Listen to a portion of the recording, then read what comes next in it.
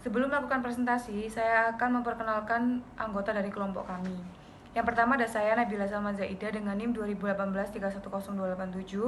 Yang kedua ada rekan saya, Sabania Rahmawati Dewi dengan NIM 2018-310859. Yang ketiga ada Sulistia Selarasati dengan NIM 2018-310882. Dan yang terakhir ada Safrinda Maulia Hakni dengan NIM 2018-310882. Kepada yang presentasi dipersilahkan. Yang pertama ada tujuan pelaporan keuangan. Tujuan adalah ke arah mana segala upaya, tindakan, dan pertimbangan dicurahkan. Oleh karena itu, penentuan tujuan pelaporan keuangan merupakan langkah yang paling krusial dalam perekayasaan akuntansi. Tujuan pelaporan menentukan konsep-konsep dan prinsip-prinsip yang relevan yang akhirnya menentukan bentuk, isi, jenis, dan susunan statement keuangan. Yang kedua ada pemakai dan kepentingannya. Dalam suatu lingkungan negara, banyak pihak potensial yang dituju atau berkepentingan, dan kepentingan mereka sangat beragam. MOS menunjukkan dua pendekatan dalam penentuan tujuan penyediaan informasi atau pelaporan keuangan, yaitu yang pertama, menyediakan informasi untuk sehimpunan pemakaian umum yang mempunyai bermacam-macam kepentingan keputusan, atau yang kedua, menyediakan informasi untuk kelompok pemakai tertentu yang mempunyai kepentingan tertentu yang diketahui atau teridentifikasi. Slide selanjutnya yaitu aspek sosial tujuan pelaporan. Sebagai teknologi, pelaporan keuangan dalam suatu negara harus direkayasa sehingga tujuan sosial dan ekonomi negara tercapai. Tujuan nasional dapat tercapai apabila kegiatan individual dengan berbagai motivasi untuk mencapai tujuan individualnya juga memaksimumkan tujuan negara. Dengan kata lain, terjadi keselarasan atau kongruensi antara tujuan atau perilaku ekonomi individual yang membentuk masyarakat dan tujuan ekonomi negara. Bila akuntansi harus berperan dalam hal ini, maka tujuan pelaporan keuangan harus dipertimbangkan dalam konteks tujuan kegiatan sosial atau masyarakat dalam suatu negara. Bloom and Elgers mendeskripsikan 3 macam tujuan kegiatan sosial atau masyarakat atau social activity dan implikasinya terhadap penentuan tujuan pelaporan keuangan yaitu tujuan fungsional atau functional objective, tujuan bersama yaitu common objective, dan yang ketiga tujuan kelompok dominan group objective. Selanjutnya ada tujuan fungsional. Tujuan fungsional adalah tujuan masyarakat atau organisasi secara keseluruhan tanpa memperhatikan tujuan atau motivasi masing-masing individual di dalamnya. Selanjutnya ada tujuan bersama. Tiap individual umumnya tidak hanya mempunyai satu tujuan, tetapi sehimpunan tujuan atau motif. Tujuan bersama adalah satu atau beberapa subhimpunan tujuan individual yang sama dengan tujuan individual lainnya.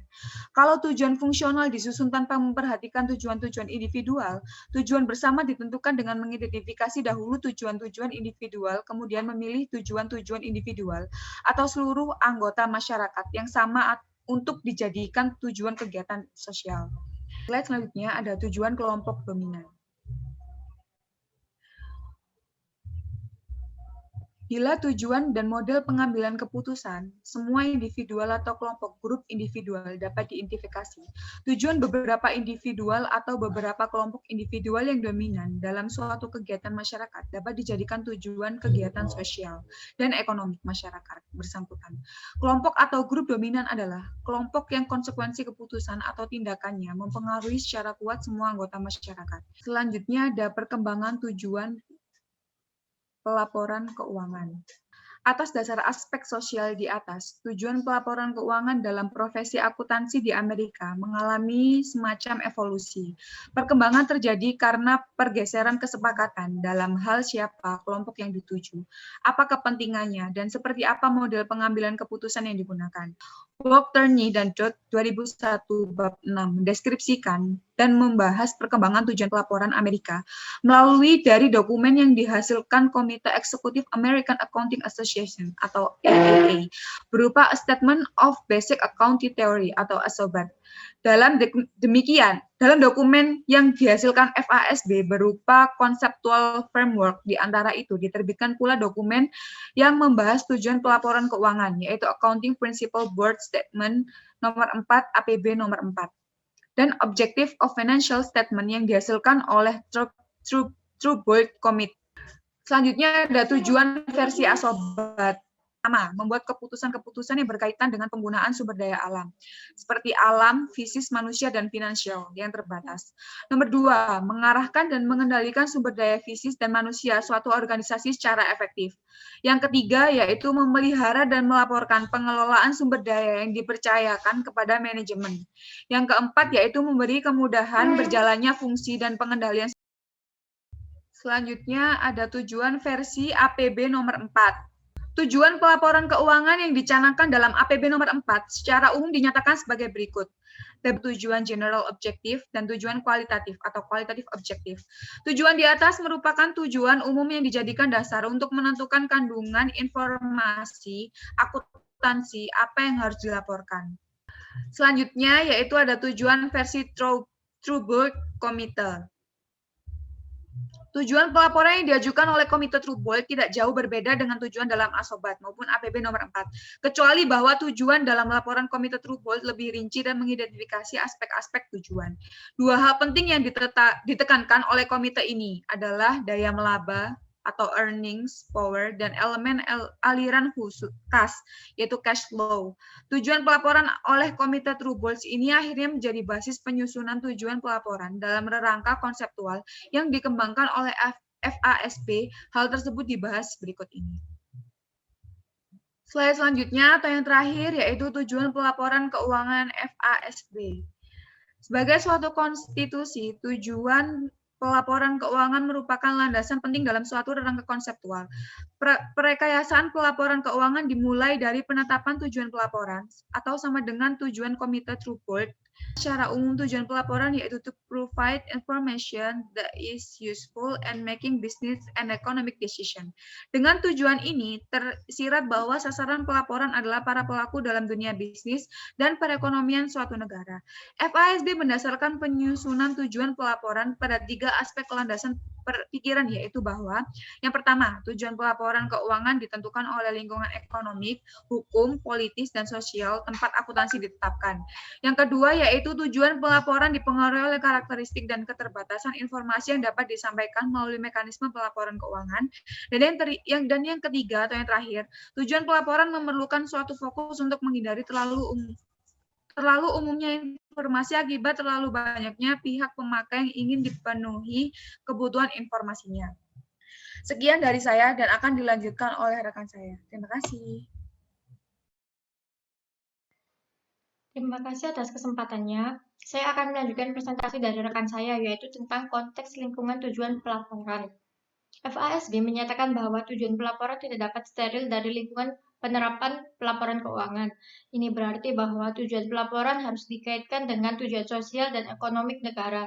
Oleh karena itu, tujuan pelaporan harus dikembangkan atas dasar sifat kegiatan dan keputusan ekonomik yang para pemakai informasi terlibat di dalamnya. Selanjutnya ada karakteristik dan keterbatasan informasi.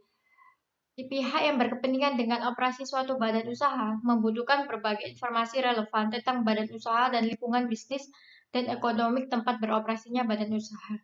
Tujuan pelaporan dipengaruhi oleh karakteristik dan keterbatasan tentang jenis informasi yang dapat disediakan.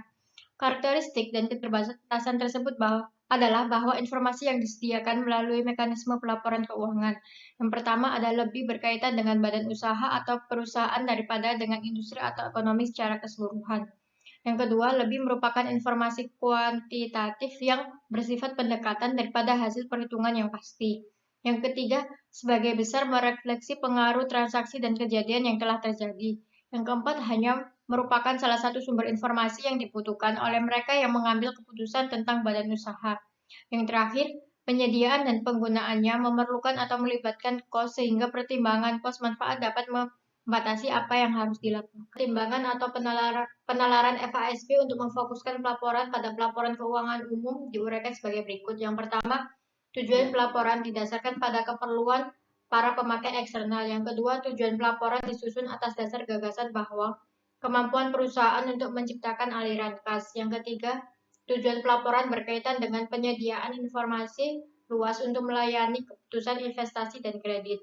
Selanjutnya ada isi tujuan pelaporan. Yang pertama, pelaporan keuangan harus menyediakan informasi yang bermanfaat bagi para investor, kreditor, dan pemakai lain, baik berjalan maupun potensial, dalam membuat keputusan-keputusan investasi kredit. dan semacamnya yang rasional.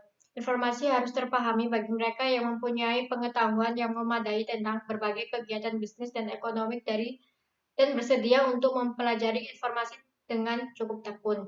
Selanjutnya ada laporan keuangan harus menyediakan informasi untuk membantu para investor, kreditor, dan pemakai lain, baik berjalan maupun potensial, dan dalam menilai jumlah saat terjadi dan ketidakpastian penerimaan kas mendatang dari dividen atau bunga dan memperoleh kas mendatang dari penjualan, penebusan, atau jatuh temponya sekuritas atau pinjaman.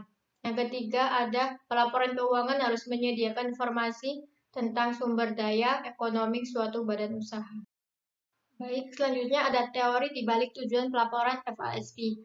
Telah disebutkan bahwa aspek konteks lingkungan, karakteristik, dan keterbatasan informasi dan fokus lingkup pelaporan menjadi pertimbangan dalam perumusan tujuan pelaporan. Selanjutnya ada tujuan pelaporan entitas non-bisnis. Tujuan pelaporan keuangan untuk organisasi non-bisnis dimasukkan sebagai salah satu komponen rangka konseptual. Karakteristik kualitatif informasi. Rangka konseptual merupakan pedoman bagi penyusun standar untuk memutuskan apakah suatu objek atau kejadian harus diwajibkan melalui standar akuntansi untuk dilaporkan oleh badan usaha atau organisasi. Baik, selanjutnya ada nilai informasi. Mengatakan bahwa informasi harus bermanfaat bagi para memakai sama saja dengan mengatakan bahwa informasi harus mempunyai nilai. Informasi dikatakan mempunyai nilai apabila informasi tersebut yang pertama menambah pengetahuan pembuat keputusan tentang keputusannya di masa lalu, sekarang, atau masa yang akan datang. Yang kedua, menambah keyakinan para pemakai mengenai probabilitas terrealisasinya suatu harapan dalam kondisi ketidakpastian. Yang ketiga, mengubah keputusan atau perilaku para pemakai. Selanjutnya ada keterpahamian, adalah kemampuan informasi untuk dapat dicerna maknanya oleh pemakai. Selanjutnya ada keberpautan atau kerelevanan adalah kemampuan informasi untuk membantu pemakai dalam membedakan beberapa alternatif keputusan sehingga pemakai dapat dengan mudah menentukan pilihan.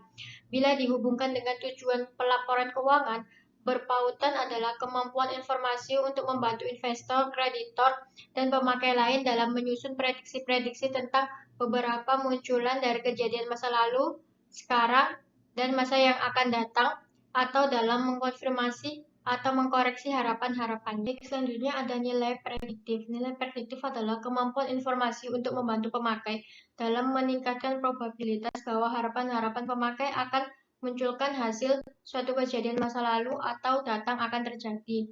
Nilai prediksi di sini adalah jenis dan sifat informasi yang menjadi masukan dalam proses prediktif.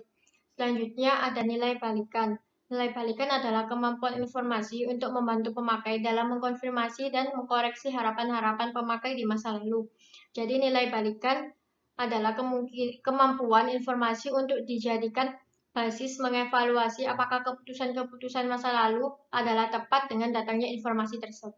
Baik, selanjutnya ada ketepatwaktuan, adalah tersedianya informasi bagi buat keputusan pada saat dibutuhkan sebelum informasi tersebut kehilangan kekuatan untuk mempengaruhi keputusan. Tersedianya informasi lama setelah suatu kejadian yang memerlukan tanggapan atau keputusan berlalu menjadikan informasi tersebut tidak mempunyai nilai. Selanjutnya ada keterandalan. Keterandalan adalah kemampuan informasi untuk memberi keyakinan bahwa informasi tersebut benar atau valid. Informasi akan menjadi berkurang nilainya kalau orang yang menggunakan informasi meragukan kebenaran atau validitas informasi tersebut. Informasi akan mempunyai nilai yang tinggi kalau pemakai mempunyai keyakinan yang tinggi terhadap kebenaran informasi tersebut. Baik, selanjutnya ada ketepatan penyimbolan, adalah kesesuaian atau kecocokan antara pengukuran dan fenomena yang diukur. Dalam akuntansi, fenomena yang ingin direpresentasi adalah kondisi fisik, kondisi keuangan, dan kegiatan ekonomi badan usaha berupa sumber ekonomi, kewajiban keuangan, dan transaksi atau kejadian yang mengubah sumber ekonomi dan kewajiban tersebut. Selanjutnya ada keterujian, adalah kemampuan informasi untuk memberi keyakinan yang tinggi kepada para pemakai karena tersedianya sarana bagi para pemakai untuk menguji secara independen ketepatan penyimbolan atau kebenaran informasi. Lalu ada materialitas adalah besar kecilnya atau magnitudo suatu penghilangan atau penyalahsajian informasi akuntansi yang menjadikan besar kemungkinan bahwa pertimbangan seorang bijaksana yang mengandalkan diri pada informasi tersebut berubah atau terpengaruh oleh penghilangan, pengabaian atau penyalahsajian tersebut. Sekian dari saya, selanjutnya akan dijelaskan oleh rekan saya. Terima kasih. Terima kasih atas kesempatannya. Perkenalkan, nama saya Sulistya Selarsari. Bobot keberpautan dan keterandalan. Keberpautan dan keterandalan, keduanya harus melekat pada suatu informasi agar informasi tersebut bermanfaat. Kebermanfaatan akan hilang kalau salah satu karakteristik tidak ada. Karakteristik keberpautan dan keterandalan juga menjadi kriteria yang keduanya harus dipenuhi dalam pengakuan informasi untuk disajikan dalam statement keuangan.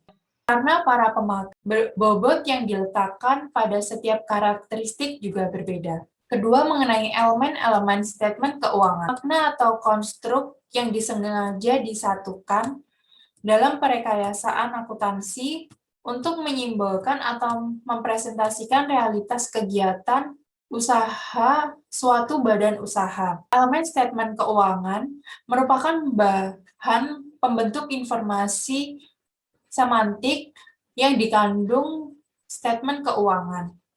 Informasi semantik terdiri dari ukuran atau size dan hubungan atau relationship.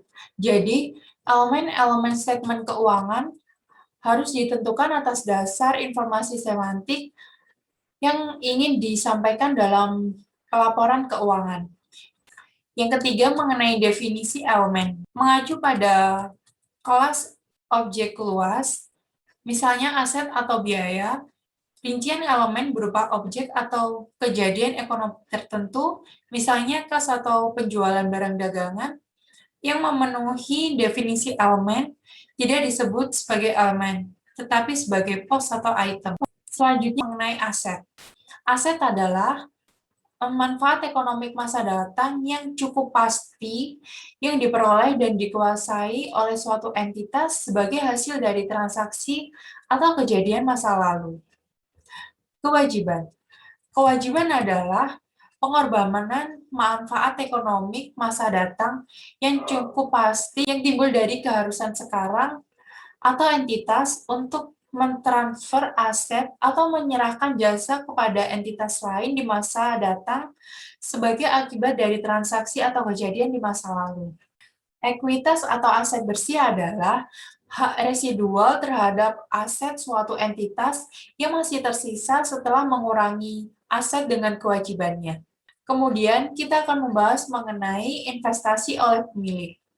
Investasi oleh pemilik adalah kenaikan dalam ekuitas badan usaha sebagai akibat dari transfer ketiga dari entitas lain, sesuatu yang bernilai untuk mendapatkan atau menaikkan hak kepemilikan atau ekuitas di dalamnya. Kemudian, distribusi ke pemilik atau yang biasa kita sebut dengan penurunan dalam ekuitas sebagai akibat dari pentransferan aset, penyerahan jasa, dan penimbulan kewajiban oleh badan usaha tersebut kepada pemilik. Selanjutnya, laba komprehensif.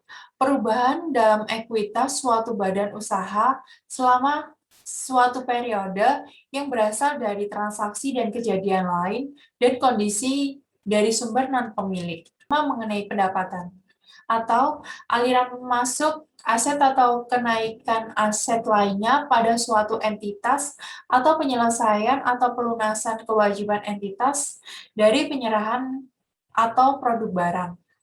Yang kedua, biaya adalah aliran keluar aset atau penyerapan aset lainnya pada suatu entitas atau penimbulan kewajiban entitas. Yang ketiga, untung, yaitu kenaikan dalam entitas dalam ekuitas yang berasal dari transaksi preferal atau insidental suatu entitas dari semua transaksi. Selanjutnya akan membahas mengenai rugi, aliran kas dari kegiatan operasi, dan aliran kas dari kegiatan investasi. Rugi adalah penurunan dalam ekuitas yang berasal dari transaksi prefer atau insidental suatu entitas. Kemudian, aliran kas dari kegiatan operasi adalah aliran kas atau masuk dan keluar yang berkaitan dengan kegiatan yang meliputi semua transaksi dan kejadian yang bukan termasuk dalam kegiatan investasi dan pendanaan, sebagaimana didefinisikan.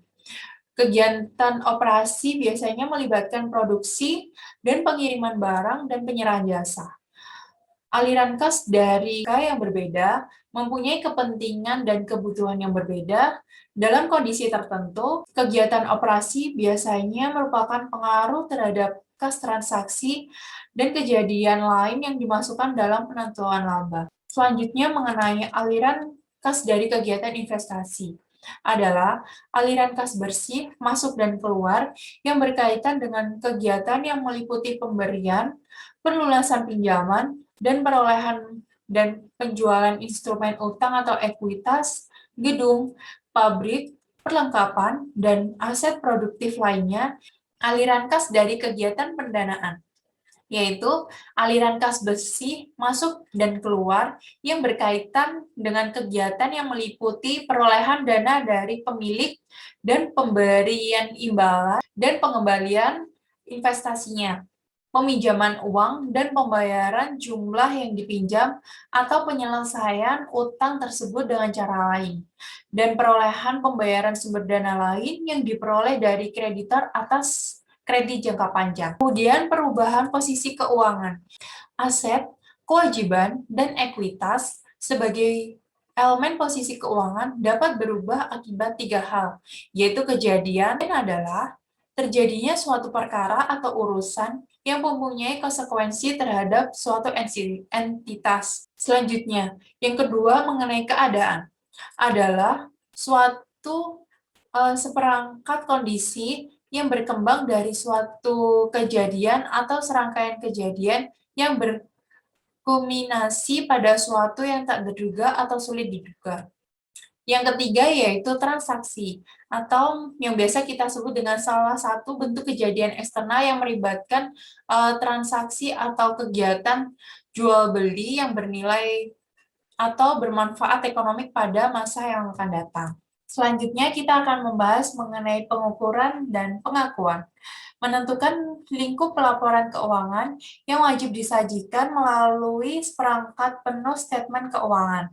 Agar secara teknis penyusunan statement keuangan dapat dilaksanakan dengan mudah, diperlakukan sarana berupa buku besar atau ledger untuk mencatat hasil pengukuran. Kemudian, pelaporan dan statement keuangan. Pelaporan keuangan harus dibedakan dengan statement keuangan. FASB menyatakan bahwa statement keuangan adalah media utama atau ciri sentral pelaporan keuangan. Kemudian kita akan membahas mengenai seperangkat statement keuangan.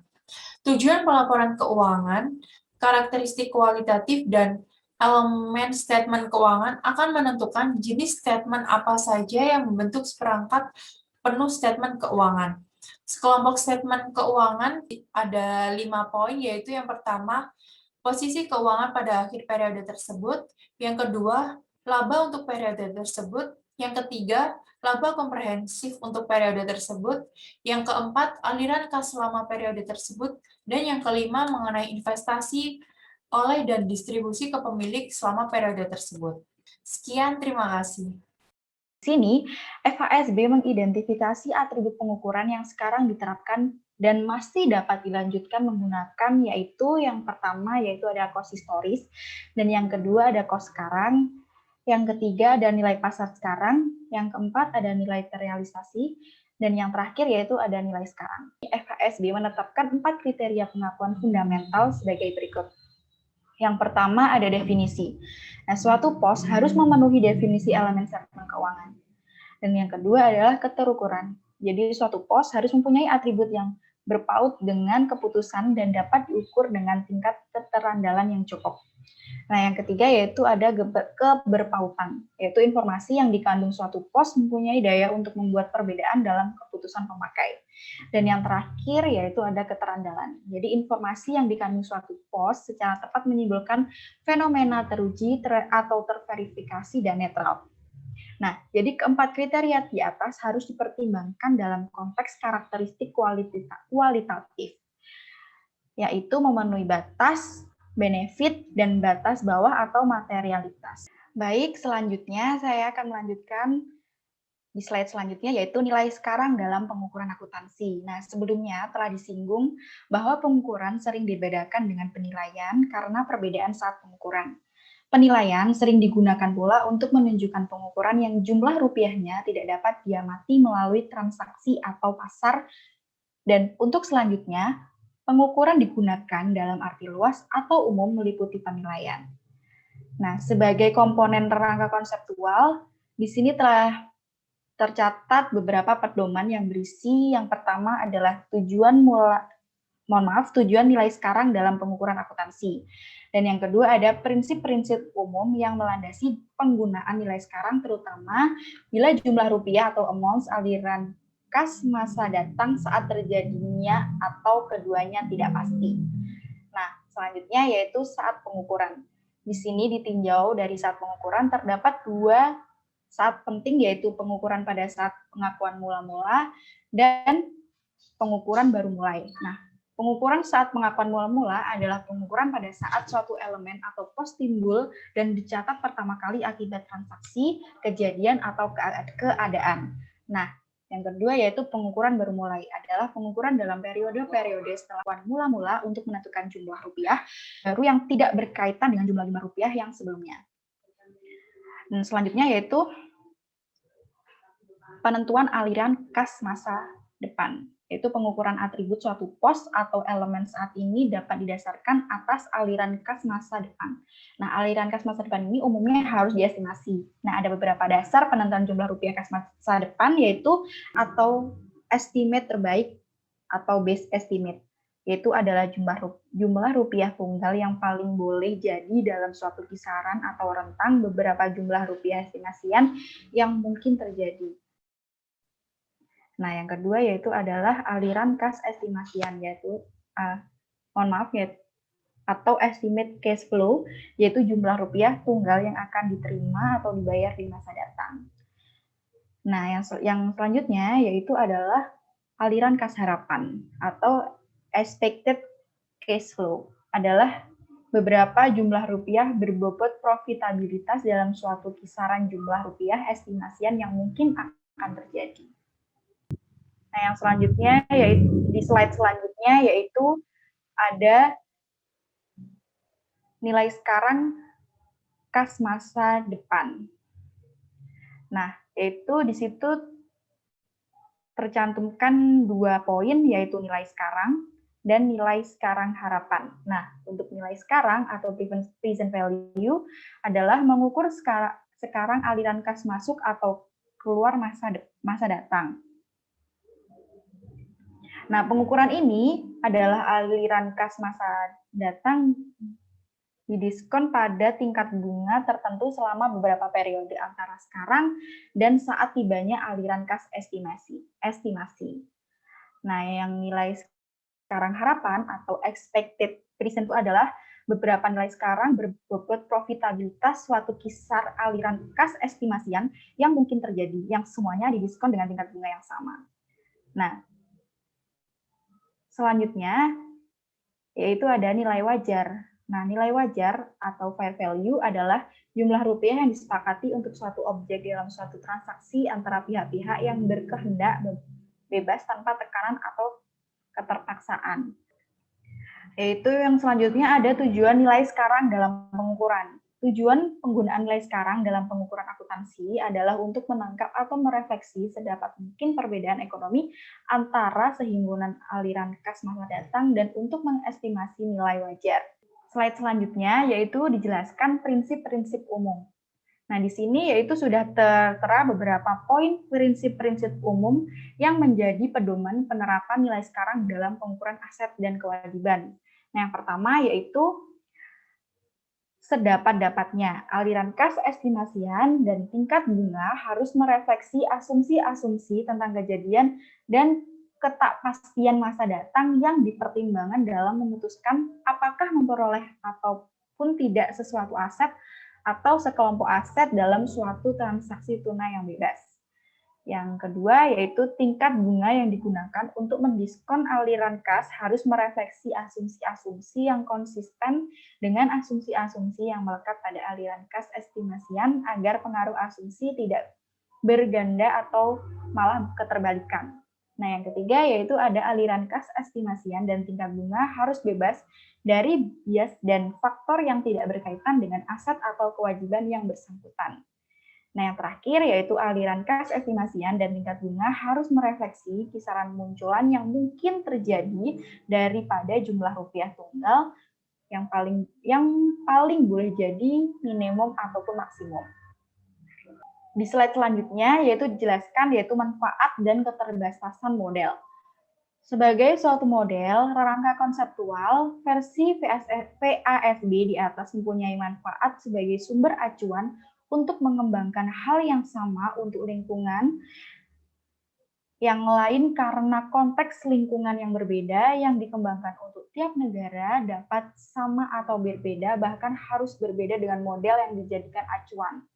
Nah, walaupun demikian, proses penalaran di balik rangka konseptual ini cukup bersifat umum atau universal sehingga dapat digunakan sebagai pedoman berpikir dalam pengembangan rangka konseptual baru untuk konteks lingkungan yang berbeda, yaitu transfer teknologi. Nah, transfer teknologi ini ada transfer teknologi dan transfer produk. Transfer teknologi sendiri yaitu adalah transfer proses penalaran dan perekayasaan untuk menghasilkan produk yang paling efektif untuk mencapai tujuan fungsional akuntansi negara sasaran. Bila parameter yang dipertimbangkan beberapa, tentu saja produk yang dihasilkan akan berbeda pula, walaupun fungsinya sama. Nah, menerjemahkan standar akuntansi merupakan wujud dari transfer produk. Transfer produk selalu membawa serta faktor-faktor dan karakteristik lingkungan yang dipertimbangkan dalam rekayasa produk aslinya. Dalam hal tertentu, transfer produk dapat dijustifikasi kalau faktor lingkungan tidak relevan lagi atau kalau fungsi produk bersifat universal, misalnya produk berupa jam tangan ataupun komputer. Nah, yang selanjutnya yang selanjutnya yaitu pengaruh RKFASB. Nah, dalam kenyataannya, RKFASB ini mempunyai pengaruh ataupun dampak yang besar dalam memicu dan melandasi pengembangan rangka konseptual di beberapa lain pada periode pengembangan atau pada periode setelah RKFASB ini selesai. Nah, yang terakhir yaitu adalah dokumen kebijakan, yaitu rangka konseptual FASB merupakan suatu dokumen kebijakan atau politis dan bukan dokumen atau karya ilmiah. Sebagai dokumen kebijakan, proses penyusunannya melibatkan perdebatan atau argumen yang keputusan akhirnya dalam beberapa kasus melibatkan pemungutan suara ataupun voting. Argumen yang melandasi penyimpulan lebih bersifat deduktif normatif dengan asumsi atau premis yang kebenarannya dinilai dan dianut atas dasar pertimbangan politis, ekonomi, dan sosial. Dengan demikian, rangka ini penuh dengan muatan nilai yang dianut dalam konteks lingkungan Amerika atau value laden.